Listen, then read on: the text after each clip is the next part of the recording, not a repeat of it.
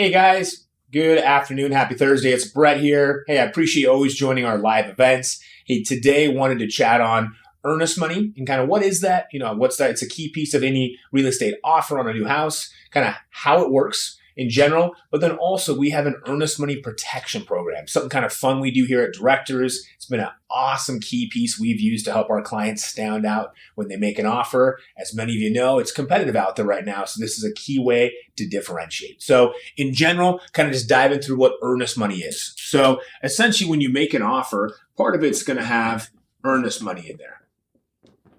And essentially what this is as part of the contract, it might say, hey, Mr. and Mrs. Seller, I'm offering $500,000 for your house. Hey, to show that I'm a serious buyer and I'm committed as part of the contract, I will make an earnest money deposit to escrow.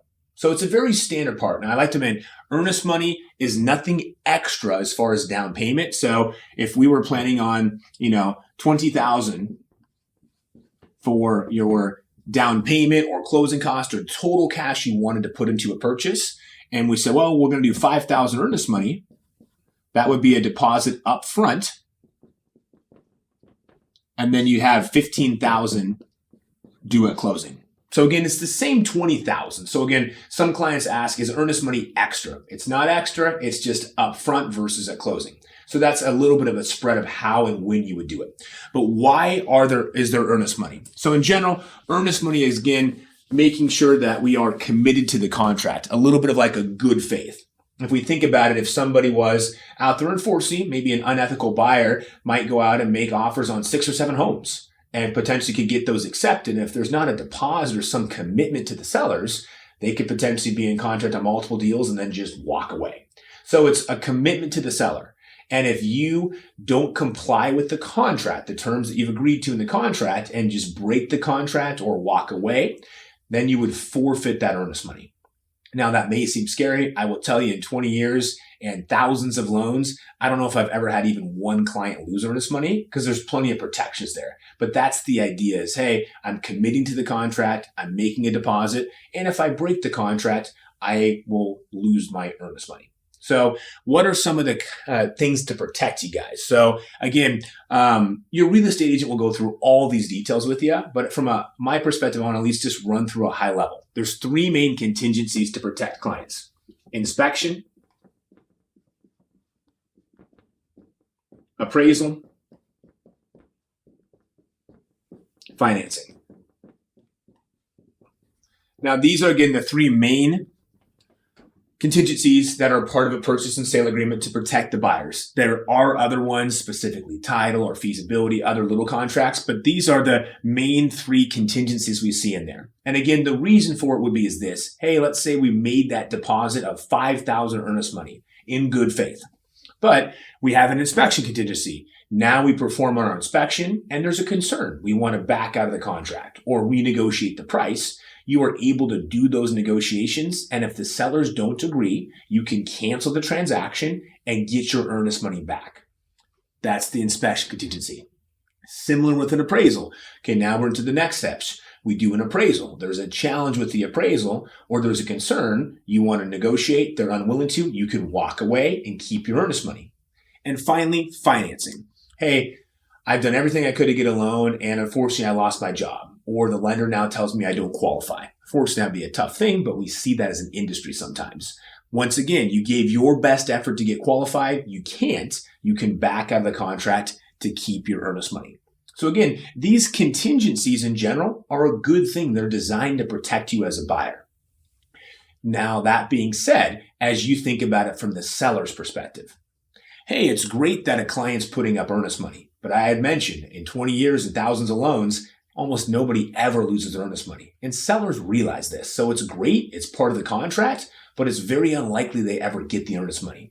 So when a seller sees, hey, these contingencies are in there, again, that's normal, but they know, okay, hey, a buyer's moving forward. They've accepted the offer, but they may back out, or renegotiate on these different contingencies. So sometimes to make our offer stronger, you will see buyers out in the marketplace releasing a contingency. Say, hey, Mr. and Mrs. Seller, I'm making an offer, but I am waiving my inspection. And again, I think that should only be done if you do a pre-inspection or have another way of vetting it, or I'm waiving my appraisal or waiving my financing. But we can see from a seller's perspective, if there was an offer to say, hey, Mr. and Mrs. Seller, instead of my offer being subject to these contingencies, it's subject to only 1 or 2 or 0 contingencies. That's kind of like a cash offer, or the idea behind a cash is there's no contingencies. So I explained this, guys, this is where our earnest money protection comes in play for you. To say, hey, I appreciate our clients want to feel secure and protected by contingencies, but I also know they want to work hard to be competitive and have their offer win, or ultimately, a lot of times win at a lower price than the next best offer, just better terms. So what we've done is we have our earnest money protection program, and it's for these 2 contingencies, appraisal and financing. And it's up to 10,000 for us. So, and the idea behind this is, guys, it is very rare with having a great pre-approval that we do, looping in our underwriters, to have issues on appraisal and financing. Now, occasionally there are, but we feel confident taking that risk on for you guys up to the 10,000 earnest money. Meaning, you are able now, with the director's pre-approval, put together an offer to say, hey, Mr. and Mrs. Seller, I'm going to make my offer subject to inspection. However, I'm going to waive appraisal and waive financing.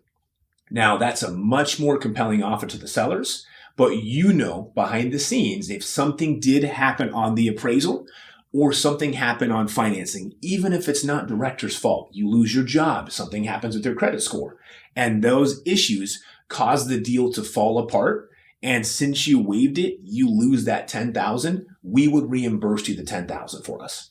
And that seems unique. Now, I would say we do about 4 or 5 checks back to clients a year. So this is a real program and we help out. But as a company, we look at it and say, hey, if that was $40,000, $50,000 from a company level, that's a relatively small amount to help out literally thousands of buyers make much better offers and beat out the competition. So it's a cool thing we put together. We've done this for years now. It's been a huge success point, but I wanted to make sure our clients kind of understood the reasoning behind it.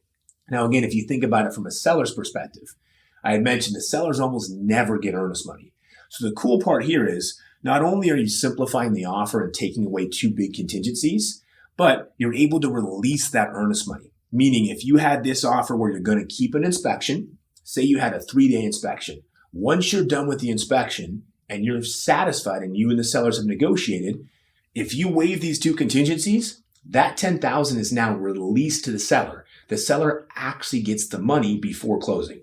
That is very rare on a normal offer. So once again, that makes your offer much, much more competitive for us.